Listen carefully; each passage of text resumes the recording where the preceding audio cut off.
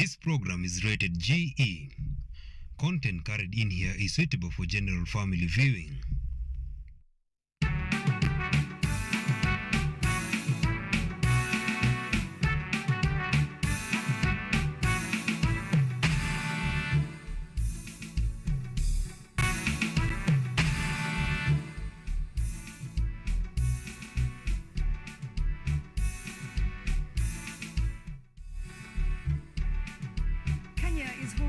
More than 200 community radio stations, more than 100 newspapers and magazines, as well as dozens of TV stations, online sites, as well as blogs. According to the Media Council of Kenya, journalists in Kenya are one of the most highly educated, but the situation has been that in the recent World Press Freedom Index, Kenya was number 102 out of 180. In the increasing media landscape, the situation of world press freedom has remained precarious.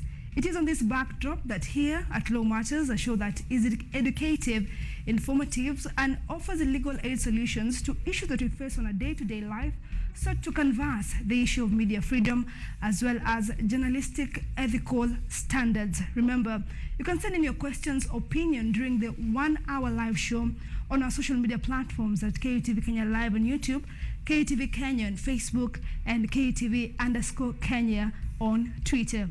I'm your host, IRENE MWANGI, and tonight our guest is Caroline Mwikali, an advocate of the High Court, who will help us to sort of look into these issues at a time where we have had elections just a few months ago. Thank you so much, Advocate Mwikali, for making time for us. Thank you for having me. All right, in the discussion of world press freedom, so that we can warm into this discussion as we go broader and broader in terms of the issue to discuss, the first question will be, is there media freedom here in the country? From where you sit, looking into the law, the 2010 constitution that gave us this leeway, do you have really the media press freedom?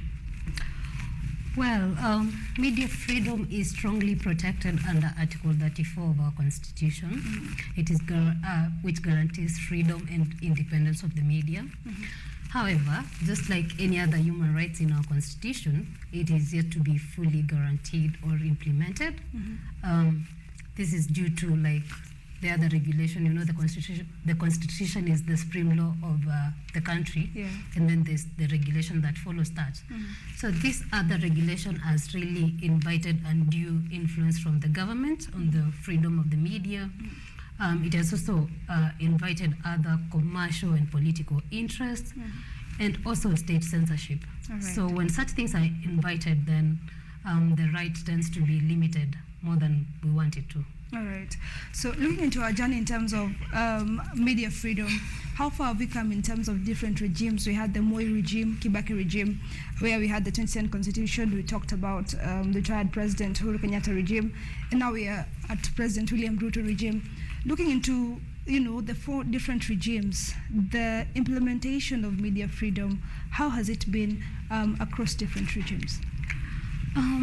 Maybe we can start with the after independence regime. At that time, the media was mainly a state.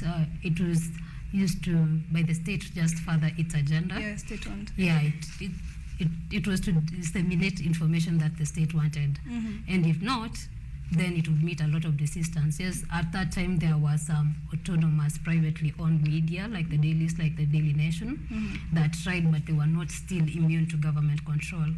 As we moved from there, during the Moi era, there was the introduction of the multi-party state, and during that time the media was at the forefront in sensitizing Kenyans on the importance of a democratic state. And as such, it was also met with a lot of resistance, with arrest of journalists who were not even charged or anything. There was police brutality on journalists. Then as we move towards the Kenyan constitution, the current one, the 2010, it has been better since it was envisaged under Article 34. So like nowadays, you can openly criticize the government if you're not satisfied with services. You can play that role of checking where there are excesses by the government, and you will not feel threatened in any way, or you'll just wake up the next day and you're okay. So in that point of view, we have come very far, and we are better than when we started. We have tried. You've talked about the Constitution, in Article 34 of the Constitution, but pointed out that some of the regulations have sort of hindered the implementation of Article 34 of the Constitution. What are some of these regulations? And looking since the 2010 Constitution, that will be the Kibaki regime, and now talking about the Ruto regime, are we sort of making progress, or is it a situation of stagnation, or the issue of retrogressing backward slowly? I cannot say we are retrogressing backward slowly, neither can I say we are making a lot of progress. I can say we are a little bit stagnated as to where we are. Yes, there's no difference as to when it was the Kibaki regime and the new constitution to when it was the Uhuru and the Ruto regime. Nothing much has changed, except we had we now have the Media Act, the Media Council Act. The Media Council Act. Yeah, that came in between those regimes, and the Computer Misuse and Cybercrimes Act that regulates the digital space nowadays. Yeah, we are trying, but it was not meant to further so much the media freedom, more like to regulate. It is further regulation, but not in terms of furthering media freedom. All right. Some have said that media freedom and strengthening our democracy sort of go hand in hand, and somewhat media has been lauded for putting the government in check, so to speak. So can we say that the issue of media freedom is a milestone in terms of strengthening our democracy here in the country, at a time where jitters have been there during the time that we're having a new government? Some have intimated that we're going back to the Kanu regime. So would you say that the media freedom has a nexus in terms of strengthening the democracy? 100% yes. Because the media enables people to have a free exchange of ideas, opinions, and to also form their own opinions on issues of public importance, which is a very vital point of democracy. It also reinforces other human rights like freedom of expression under Article 33, and also access to information under Article 35. When you look at those articles, they go hand in hand with freedom of the media, which are also very vital in democracy. Also, one of the vital parts of democracy is also to make very informed choices. And how do you do that? Most of the time is through the information that is disseminated by the media. It enables you to make a more informed choice, because in a democratic state, it involves voting, selecting your own people who are going to govern you. And when you're informed, then you're able to make a more informed choice. So what are some of the issues that have impeded the media freedom? Having the law is one thing, having regulations is another. But even so, we'll find stumbling blocks along the way, which will somewhat interfere with media freedom. What can you say, looking into the landscape of technicalities of the law and the issue of how morality is in the country? What really impedes media freedom here in the country? I would say some of the issues, like we still see a lot of arrest and detention of journalists. That is supposed to have been covered by the law to avoid such things.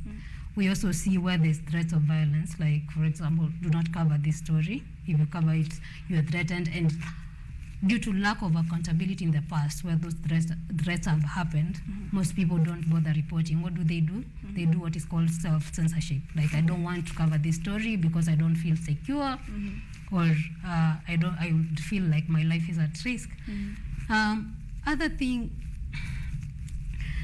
Other things that we've witnessed are like police brutality on media persons.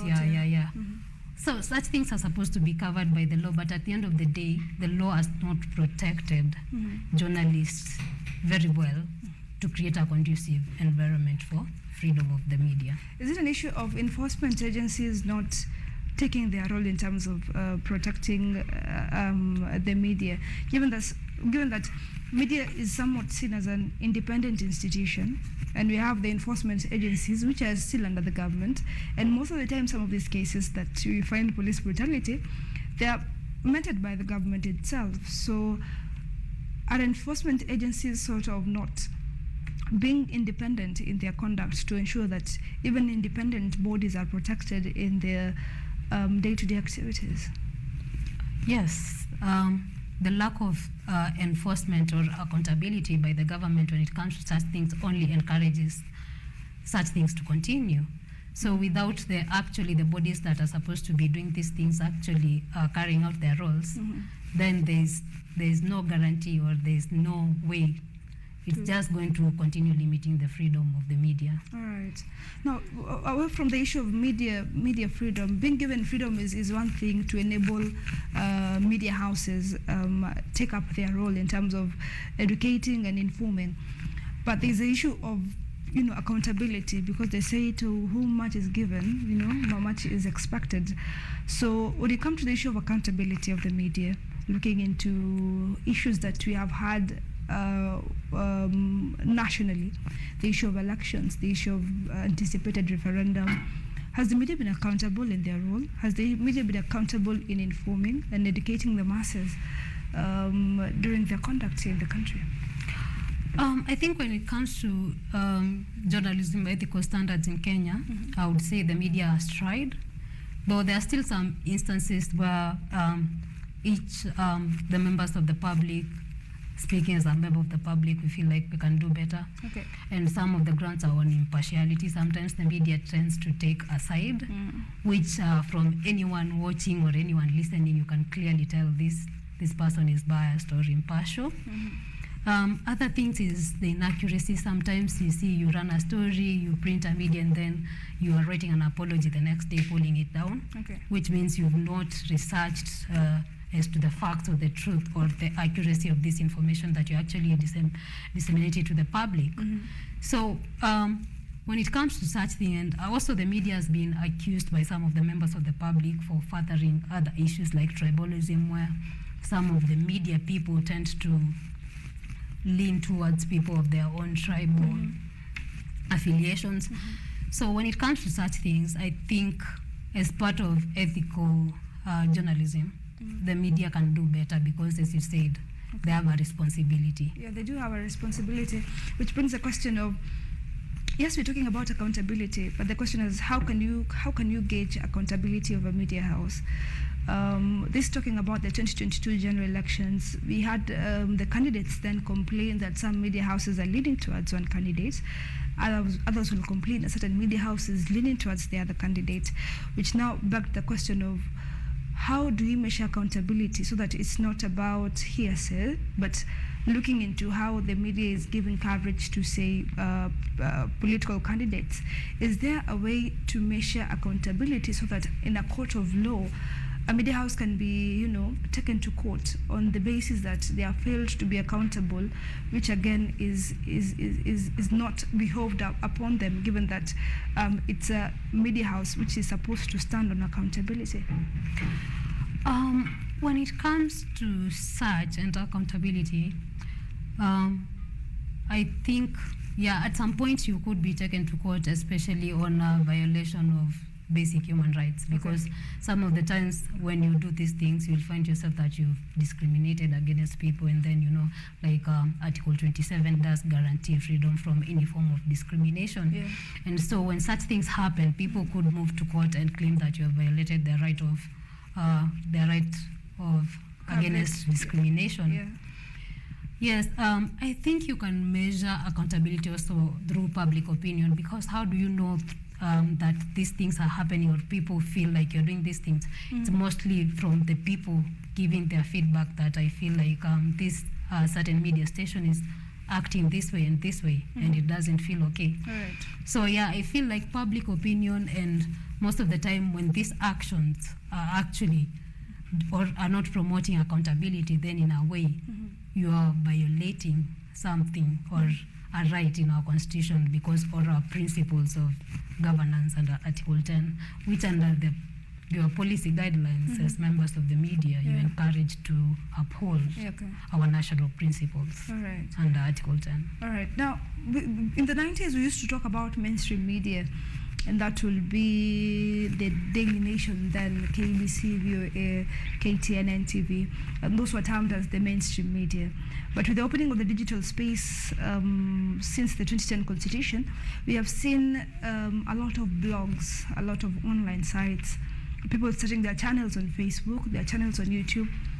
And therefore, there has been a question of guarding this new space to ensure that they are accountable, because with the era of social media, news spreads quite fast. And when we have these mediums not really accountable, it can incite the public. So according to the law, have you been able to sort of, keep in check the other side of media that is not the mainstream media? Yes, digital space has been really progressive in Kenya in the last 10 years or so. And in so doing, as much as it is progressive, it also comes with its own ills that, if go unchecked, can really affect some vulnerable members of our society. So to converse this, the Parliament did come up with the Computer Misuse and Cybercrimes Act that has done well in checking the digital space and information that is dispensed through digital space. And that does define offenses, and it does define the punishment for such offenses that occur within the digital space. And it also punishes something like false news. That was the first time they actually defined fake news in that act, and actually prescribed a punishment for fake news. So I can say in that way we've been really progressive. But at the same time, I remember when there was that limitation on the fake news, that any person who is found spreading or releasing fake news to the public was liable to a fine or imprisonment. And then I remember the Association of Bloggers did move to court, saying that in a way that did limit the freedom of expression and freedom of the media. But at the end of the day, it was held to be within the law. But I think when it comes to such things, what is supposed to be there is its balance. Have a law that maintains order in the society, and at the same time, it does not unnecessarily limit the freedoms guaranteed in our constitution. But from where you sit, Advocate Mikali, do you think we can really create balance in that particular space, given that it's a new space for one? Two, opening a Facebook account or a YouTube account, one can miss giving the real credentials, say your ID or something of that sort. It's just an email address which you can create without really putting information about you. So is this Computer and Cyber Crimes Act at this particular point able to look into such loopholes, given that here in the country, issues concerning, say, politics, they are highly tribal, elections are highly contested. Is it easy to create a balance, or will we have to go back to the law and keep some of these things in check? One thing about our country, we are very good with coming up with laws, but when it comes to implementing those laws, we really do face a challenge. So as the things you pointed out to, one of the challenges we face with the implementation of the Cyber Crimes and Computer Misuse Act is the machinery to implement that. Do we have the time to go and find those credentials for everyone who's committing these crimes? No, we do not. We lack such machinery. But at the end of the day, one of the most important things about creating laws is deterrence. Once someone knows there's a law that punishes such an offense and avoids doing that offense, then we have at least moved a step closer towards the goal that we want to attain. All right. Thank you so much, Advocate Mikali. It is that particular point that we'll be taking our first break. But once we return, we'll be looking into the issue of media ownership and how it affects accountability. We have had cases of retired presidents, the sitting president owning some of the media houses, which raises the question on whether they might really be accountable to their owners. Let's take a break. We'll be right back. Stay with us.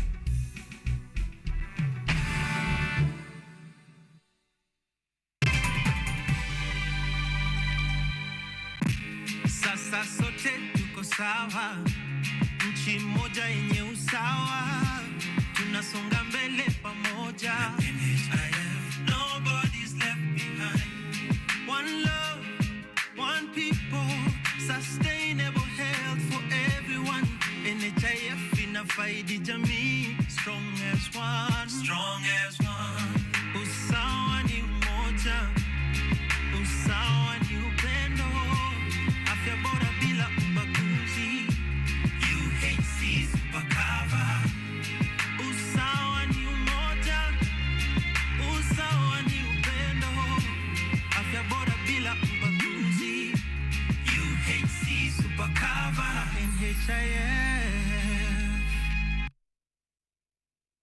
Vera Beauty and Fashion College is focused on being the leading technical and vocational training institute in the region.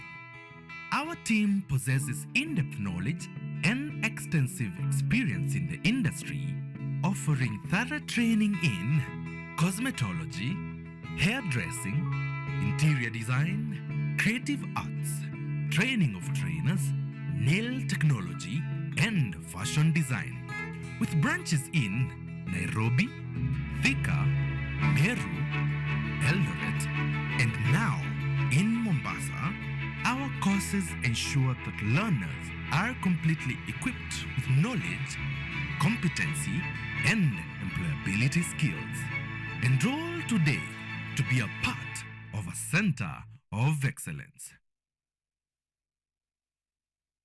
Kenyatta University will hold its 52nd graduation ceremony on Friday, 16th December 2022 at the main campus along the Thika Superhighway. KUTV will provide live coverage of the graduation ceremony from 8 a.m. The graduation ceremony will also be streamed live on KUTV and KU website, Lola app, and all KU social media platforms. For more information, please contact the Office of the Registrar Academic on 020-870-3092 or 0786335111 or visit the KU website at www.ku.ac.ke.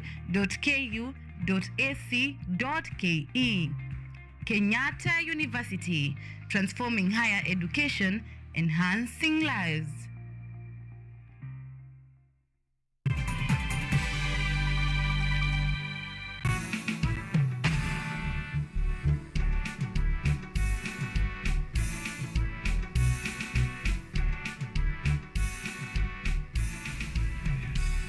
Welcome back. This is Law Matters. Tonight we're discussing the issue of independence on the freedom of the media, which is envisaged in Article 34 of the Constitution. And on this particular part, we'll be talking about journalistic standards in terms of ethical standards, as well as the issue of media ownership and how it affects accountability. We're having Advocate Mwikali, who's sort of helping us canvass these particular issues, looking into the law. Advocate Mwikali, looking into the issue of journalistic ethical standards, we had the 2022 general elections, and journalists were partly blamed for not standing for the ethics in terms of their reporting, in terms of educating the masses. What does the law say concerning journalistic ethical standards? And looking into the media landscape, has this issue been really stressed upon?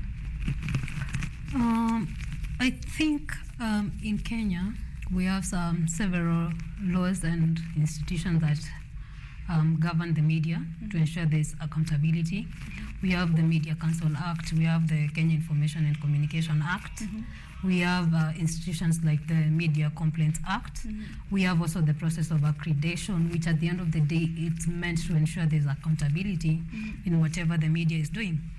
So I think the Media Council Act, it does require the media in exercising their freedom of expression to reflect interest of the whole society, to be accountable, transparent, to respect personal dignity of everyone they deal with, privacy, as I said, be guided by the national values and principles, and to protect national security, public health, and public moral obligations, as they do their conduct, which again they're supposed to. And generally, when it came to the 2022 general elections, the Media Council did issue guidelines on how those elections were to be covered. It did issue guidelines to the whole of the media bodies, which required them to cover those elections with impartiality, like when it came to analysis, to cover them with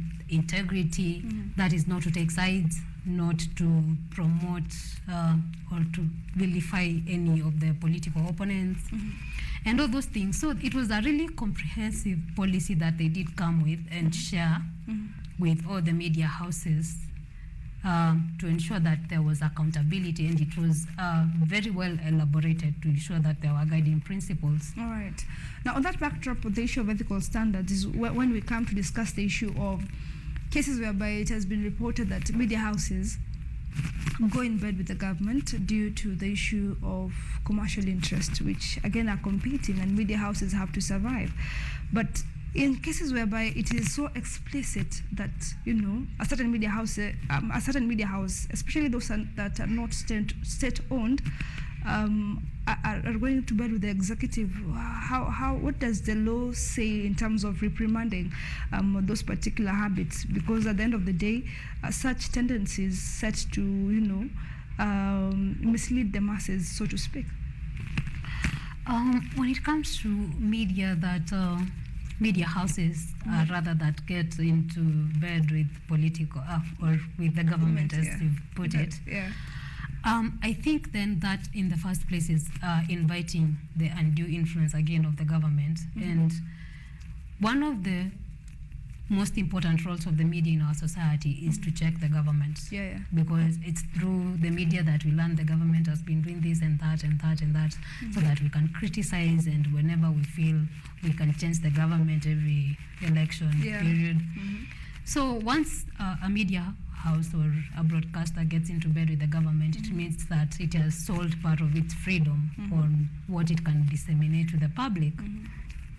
And through such, so you'll find that there's no neutrality, that news tend to be structured in a way to please the government. And I understand some of the causes of these things are like the strain in the financial, because there was a report that indicated like 30% of the advertising revenue to medias in Kenya came from the government. Yeah, it's true. So when you find yourself in such situation, you find that you find yourself in a situation where, especially in the economic crisis that is going on right now, you find yourself so financially challenged that you feel it's rather to do the government or to please the government so that you can remain within the good books and benefit from that.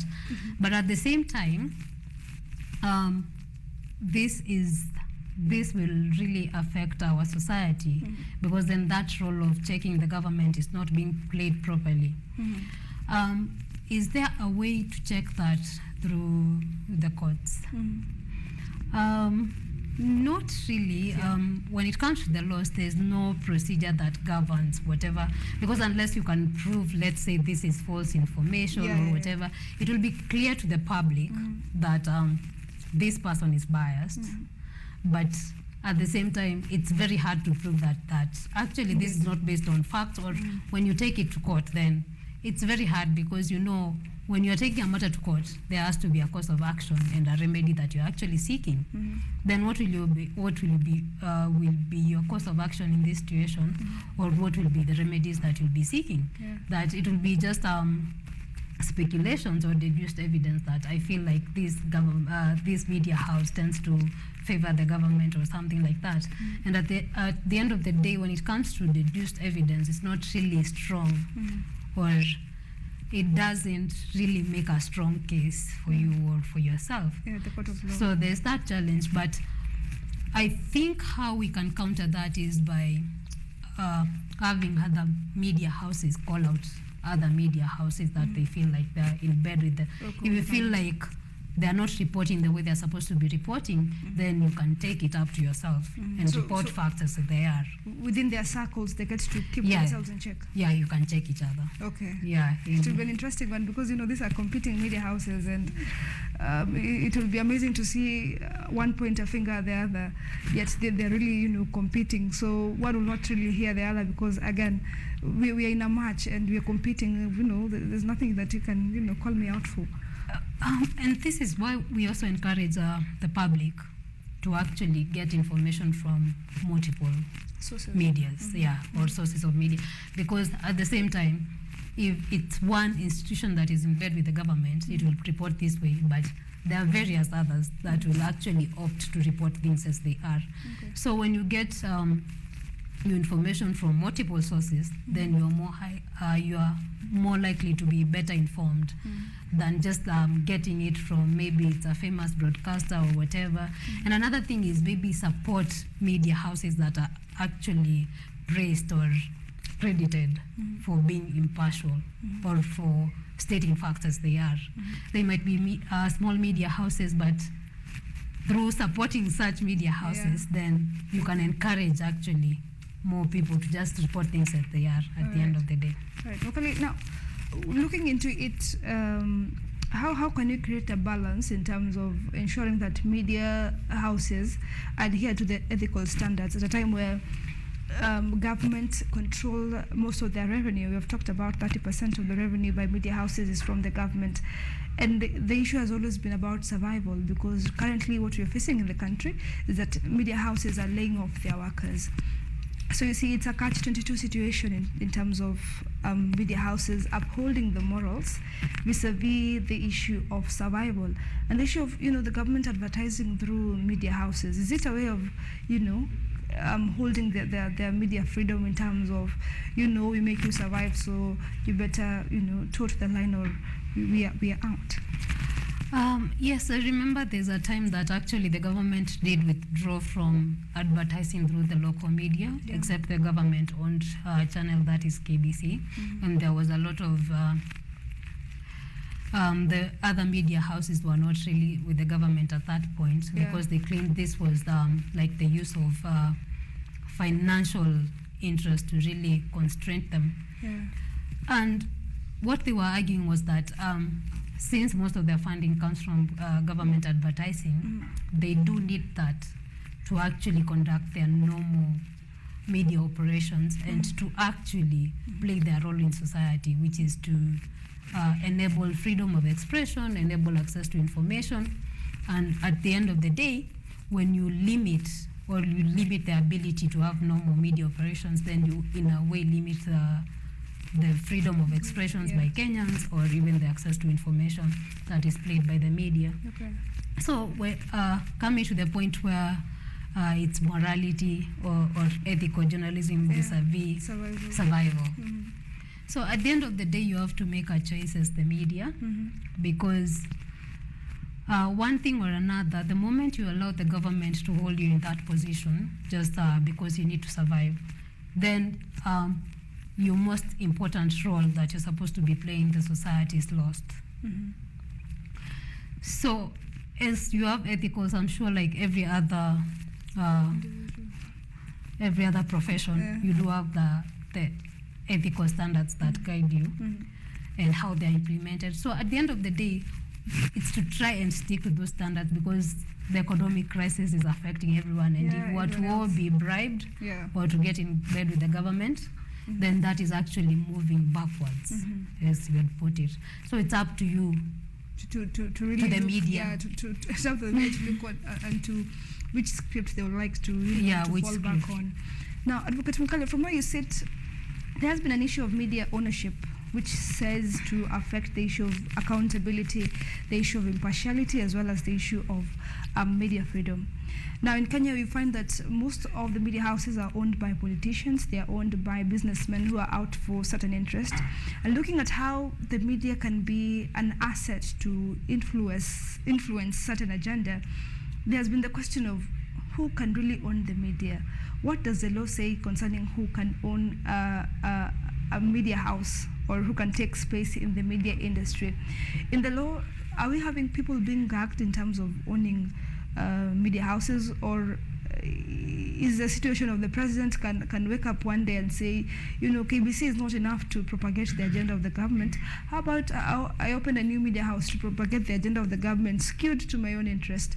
Should we have a law that gags, just who can own a media house, given that it is one of the vital assets in the country in terms of setting the agenda and influencing the masses?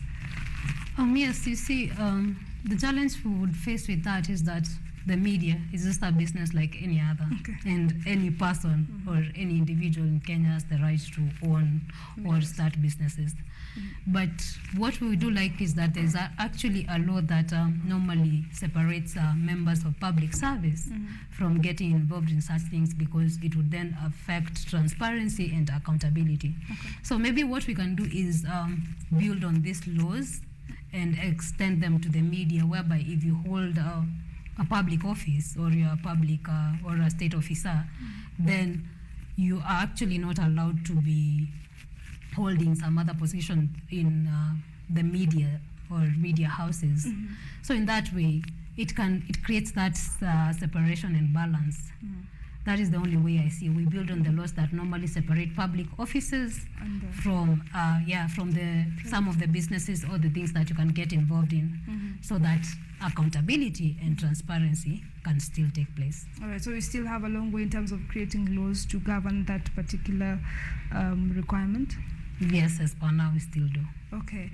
Now, when it comes to the issue of corrective measures in terms of when media houses don't stand up to uphold the Media Act of 2013 that calls for the code of conduct in terms of accountability, in terms of impartiality, what are some of the corrective measures to ensure that media don't escape from violating some of these laws? I think in 2017, after the general election, we had media houses being put on a blackout for, I think it was more than 12 hours. Certain media houses were put on a blackout. And that time, it was an issue of state capture, which brought the discussion of whether we can have corrective measures for media houses which do not comply with the law, to have so that they can be put, say, on a blackout for some period of time. Some can even be, their licenses can be even withdrawn.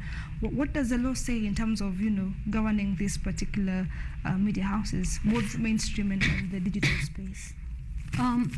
I think we have institutions that have been tasked with ensuring there's compliance with the laws governing media in Kenya. We have the Media Complaints Commission that actually receives complaints from members of the public, whereby they investigate those complaints, and at the end of the day, they actually come up with a solution. Sometimes they do order like the offending party to publish apologies or corrections of whatever they had printed or disseminated. Sometimes they do impose fines. Sometimes it issues public reprimands or even recommends suspension or removal of certain people who are not complying with the media laws in place. We also have this body that regulates broadcasting that is tasked with licensing. So before you are licensed, you have to comply with certain provisions that have been put in place. And if you don't, that license then can be revoked. So through such measures, they've been put there to ensure compliance. And so as you're asking about the state capture, some people could have argued that was limitation of freedom of the media, because at the same time it was an important event that was happening that the citizen wanted to know about. They wanted to be kept appraised with whatever was happening. And one of the role of the media is to actually keep the citizens appraised on whatever was happening. And this was being done by parties that were very separate from the media. It was a rally by the opposition leader then, and that is it's a matter of a very big public importance. So the media there, some people have argued that they were actually wrongfully being limited, because that is their job, to inform people of such things when they're happening. So when they come to limit such things, it's not at the fault of the media, because they are doing what they're supposed to be doing in the society.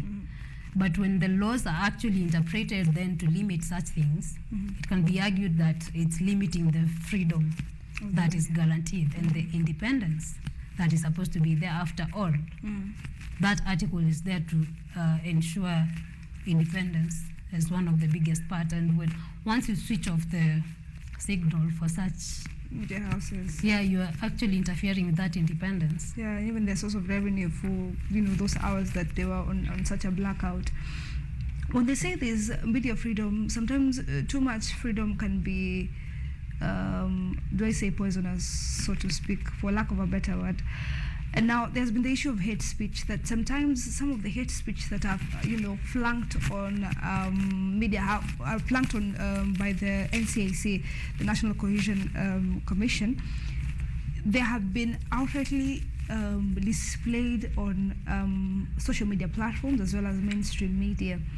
And therefore, some have said that even before we get to arrest the perpetrator, the person who has, committed the crime, that is the politician or any other person or any other individual, the media house that, brought it out should be also be implicated in that particular crime. So from where you sit, looking into the issue of hate of speech and what the media is doing, is the media really not taking into the consideration the press freedom that they've been given, to the extent that it has now become an avenue of hate speech, especially during the electioneering period? I think the crime of hate speech is well defined under the National Integration and Cohesion Act on what it involves and what the punishment is. And from that definition, then you can tell actually it's when a source actually disseminates that information, that is the perpetrator. So when it's actually being pointed out again, it's to actually show citizen. And this also, when I started, I said that once media disseminates or allows the public to access this information, then they're able to make better informed choices. Yeah. So when the media actually points out that, let's say this representative or member of parliament actually said this and this and that, then the public is able to know, and next time they are able to make a more informed choice. So I don't think the media should be crucified for actually showing or disseminating what was said by another person. They're just a vessel. Okay. So it's not an issue of, you also are part of this crime because in the first place, you noticed it was a hate speech, so you should have taken the corrective measure from the very onset. But most of the time, for the corrective measures to be taken, it's normally because the media has actually pointed it out. Without the media actually bringing it to light, then none of these perpetrators would ever be punished. Nothing would ever be happening. It would be happening somewhere in the rural and keeping on happening. Because there's no one actually, people are not aware that it's actually happening. But once the media brings it to light, then people are able to move on accountability or arresting and prosecuting these perpetrators. All right, we'll hold on to that thought because we are supposed to take our second break right now, but we'll be able to look into that even much, much deeper. It is on that particular note that we're taking our second break, but once we return, we'll be going to the final segment of this particular show, looking into the issue of, is it time to review the law in terms of media freedom? Remember, in the 2021 Act, in the 2021 Press Freedom Index, Kenya was number 102 out of 180 when it came to the issue of world press freedom. Please stay with us. We'll be right back.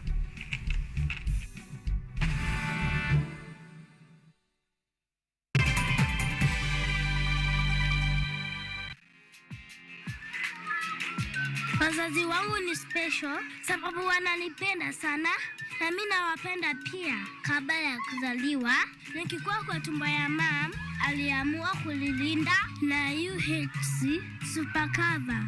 Wazazi wangu walinilinda na wakajilinda na UHC super cover. Wana kila kitu ya kutulinda. Waliniambia inalipia kutibiwa magonjwa mingi. So leo ningependa kuambia mami na dadi asanti kwa kutumia UHC super cover. I love you. Wacha familia yako iwe bora kadri uwezo wao, maana UHC super cover tuko nawe. Je, jukumu lako ni lipi? Ni rahisi. Lipia NHIF yako kila mwezi ya shilingi 500 pekee ili kujali afya yako, ya familia na jamii. Iwapo hujajisajili kama memba wa NHIF, tembelea kituo cha NHIF au huduma center yote nchini.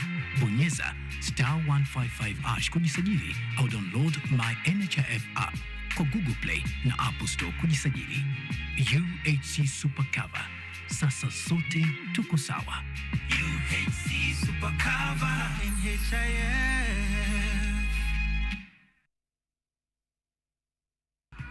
us about the Arctic chapter. So last year, July, you know, when you're by yourself, you think you're doing well, when you're on your 12 hours of work, or you can feel like a podcast. You think you're doing well. Yeah. And so I was invited to this community, and it's a community of young entrepreneurs who meet every Friday to exchange business through a concept called strong word of mouth. Once you educate yourself, now it's self-awareness. You ask yourself, what are my goals? What is my budget? Where do I want to start? What do I prefer? Do I prefer shares? Do I prefer cryptocurrency? Do I prefer Forex? Probably you have answers. You don't like stress and then you want to do Forex. Our children are home, schools are closed, and I'm sure that in this festive season that we are getting into, you will need a quick fix, a quick meal, one that is easy to make, one that is delicious, and definitely fancy for the kids. So today we are going to learn how to make a couple of meals when we are using rice. We're going to make 3 types of meals using rice.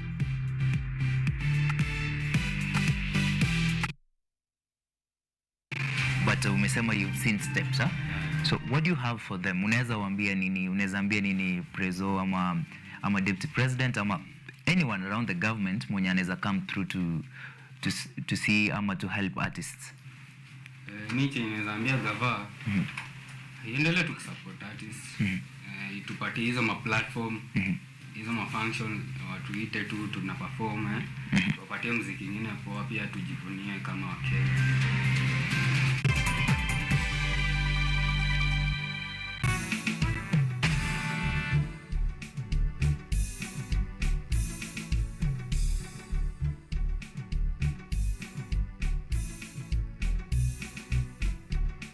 For staying with us, you're watching Law and tonight we're looking into the Article 34 of the Constitution, which talks about freedom and independence of the media.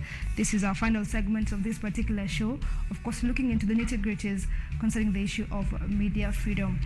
Now, Advocate Mekali, looking into the issue of what we had talked about, we had left the conversation on the issue of hate speech and what the media can do in terms of, creating a structure and ensuring that, perpetrators are held to book by bringing out, calling out these particular leaders in the media platform.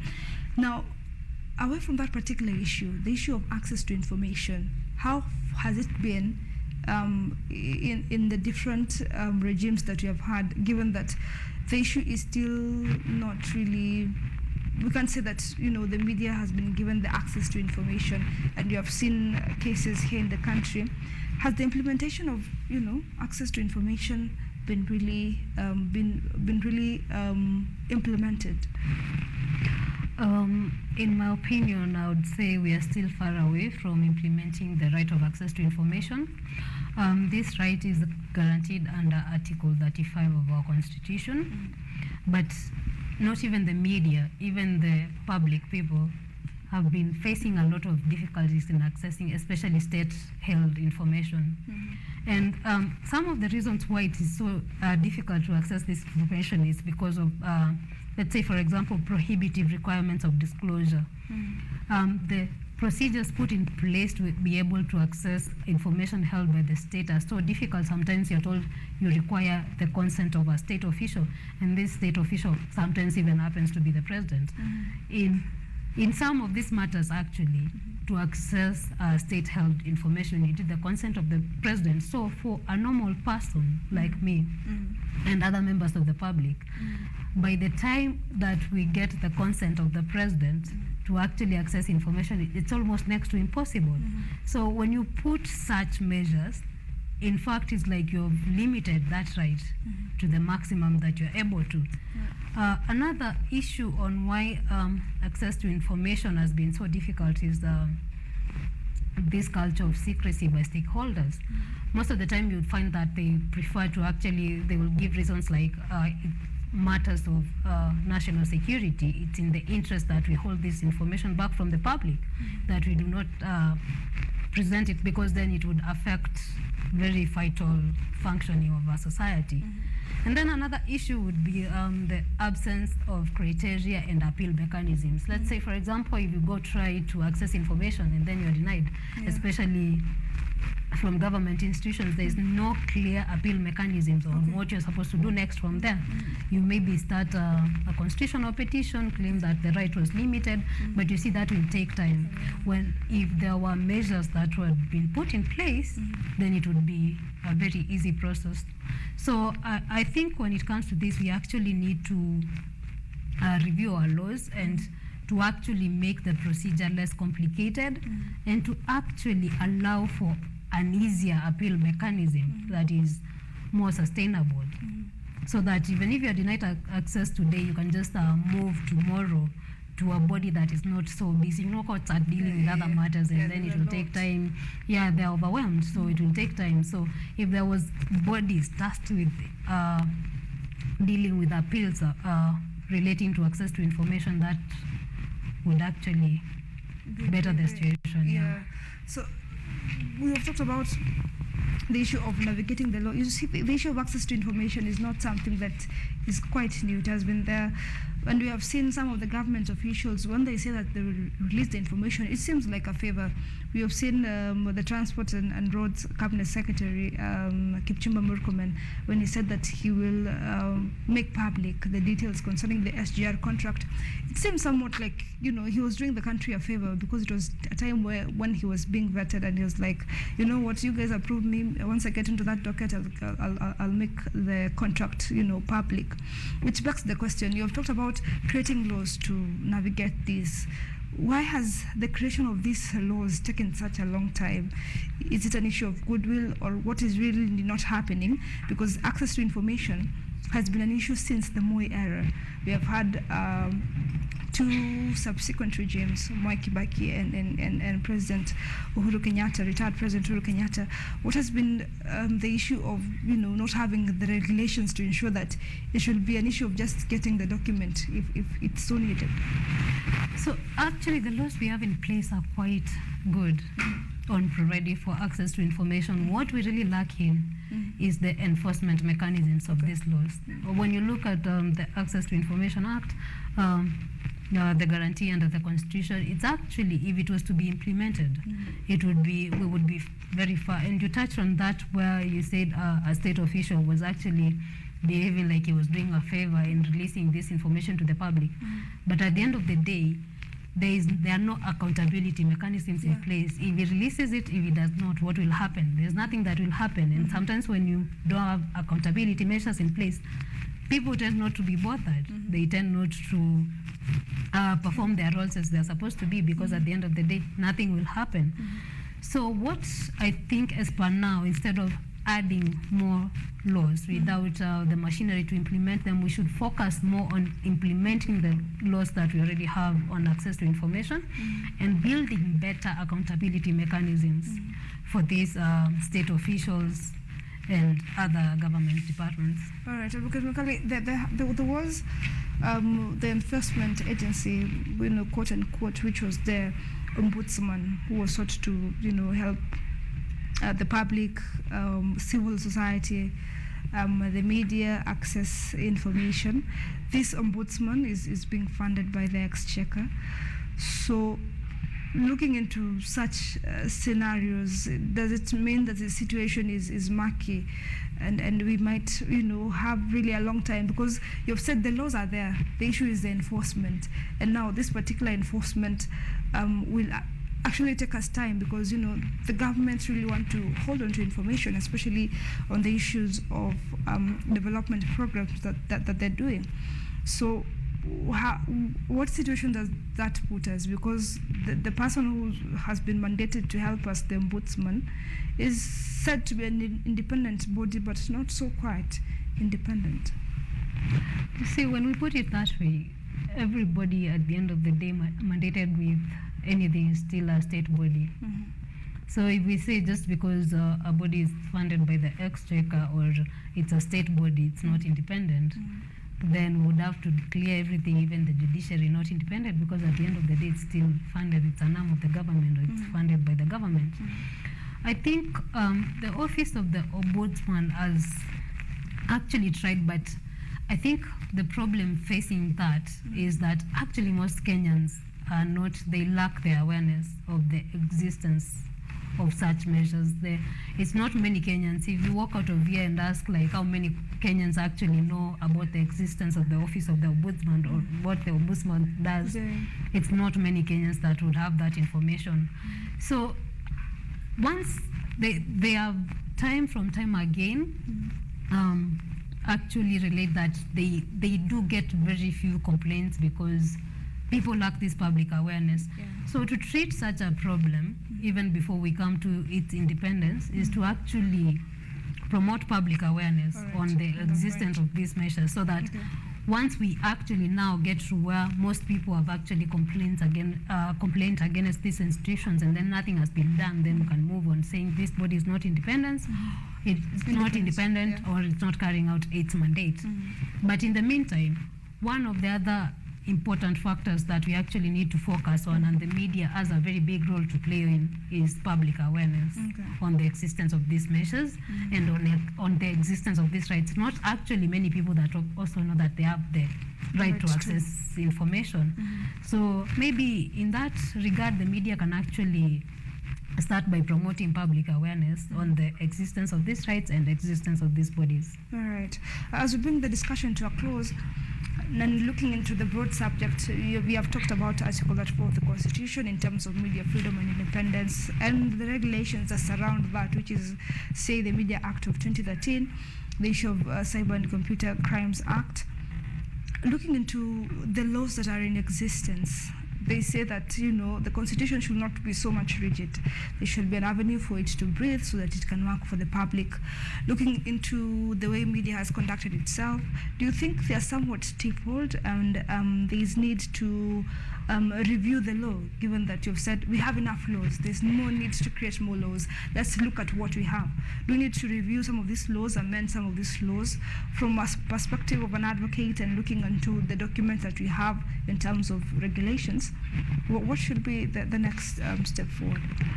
I think the next step forward should be first working on the implementation of the laws we have before moving to creating other extra laws, because at the end of the day, we keep piling up laws that we are not actually implementing, then we go nowhere. We are actually retrogressing backwards. So yes, I do think the current laws that govern the media have actually invited a lot of unnecessary state influence. They have also invited a lot of political and commercial interests that affect the freedom. And so to do such, we would actually need to review and amend laws to close out any unnecessary state influence, any unnecessary state capture, and to also find other avenues in which we can rescue the media from this political and commercial interest. Maybe create a more conducive environment so that it's not so reliant on government funding or the funds from the government. So at the end of the day, we can amend the laws that we currently have, but what we need to work on is implementation of the ones that we have. All right, even in the digital space, we still have the right legal mechanisms. The Act is only about 3 years old, but since it was actually enacted, we have not seen many prosecutions based on that. That's why I'm saying we have a problem with implementing the laws that we have, and we just keep piling them up, then we'll go nowhere. All right, thank you so much, Advocate Mikali, of course, for giving us a perspective concerning the issue of media freedom and its independence. Thank you for having me. All right, that has been Advocate Mikali, giving us, the issues of media freedom, conversing what is happening in the media industry right now. You're watching Law Matters for media freedom, independence. I hope you've gotten to see what the law says in terms of access to information. Any individual can walk to the state offices and request for information because that is what the law provides. I'm your host, IRENE MWANGI. Program. See you next week. Have a splendid night.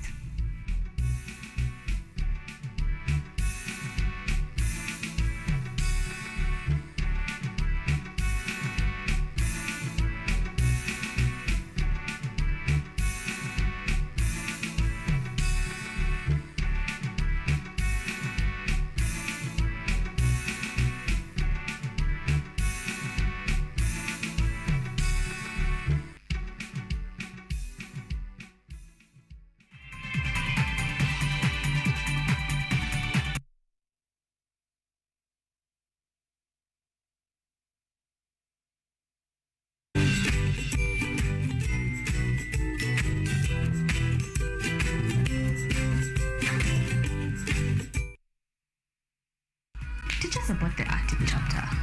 So last year, July, you know, when you're by yourself, you think you're doing well, and you're finding 12 hours of work, and you can do like a podcast. You think you're doing well. Yeah. And so I was invited to this community, and it's a community of young entrepreneurs who meet every Friday to exchange business through a concept called strong word of mouth. Once you educate yourself, now it's self-awareness. Ask yourself, what are my goals?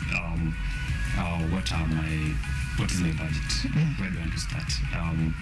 What do I prefer? Do I prefer shares? Do I prefer cryptocurrency? Do I prefer forex? Probably you have answers. You don't like stress, and then you want to do forex.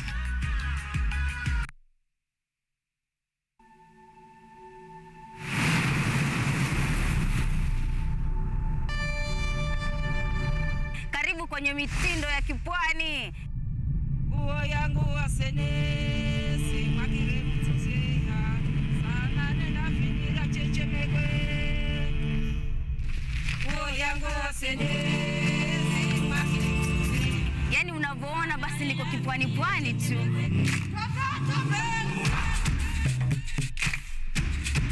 Wali unapopika inatakana uko hapo